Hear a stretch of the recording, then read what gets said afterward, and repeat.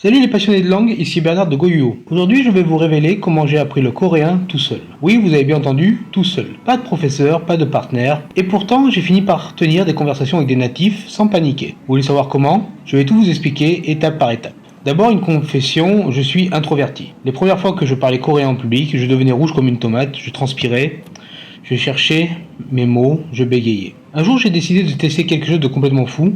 Je me suis mis à parler tout seul, dans ma chambre. Oui, à voix haute, comme si je discutais avec un ami imaginaire. Ça paraissait ridicule, mais j'avais besoin d'entraîner mon cerveau. Et la surprise, ça a marché. Premier bénéfice, je pouvais pratiquer sans jugement. Personne pour se moquer, personne pour corriger chaque petite erreur. Je pouvais répéter une phrase 10 fois, 20 fois, 30 fois, jusqu'à ce qu'elle devienne naturelle. Deuxième bénéfice, mon cerveau s'habituait à penser en coréen. Au lieu de traduire, je construisais directement mes phrases. Troisième bénéfice, j'apprenais à improviser. Je décrivais ce que je voyais autour de moi, directement en coréen. Table 위에 컴퓨터가 있어요. Simple au début, mais de plus en plus complexe. Un jour, je me suis surpris à débattre tout seul sur un sujet de société. Oui, moi, dans ma chambre, à argumenter en coréen face à la télé. C'était libérateur. J'avais l'impression que mon cerveau se débloquait. Ensuite, j'ai ajouté le miroir. Regarder mon reflet pendant que je parlais, c'était un vrai défi mental. Mais ça m'a aidé à travailler ma prononciation et ma confiance. Quatrième étape, j'ai commencé à m'enregistrer. Au début, ma voix me semblait horrible, mais en réécoutant, je repérais mes erreurs et mes progrès. Et chaque semaine, je constatais une différence. Cinquième étape, j'ai introduit des mots nouveaux dans mes monologues. Je les piochais dans mes séries préférées, Squid Game,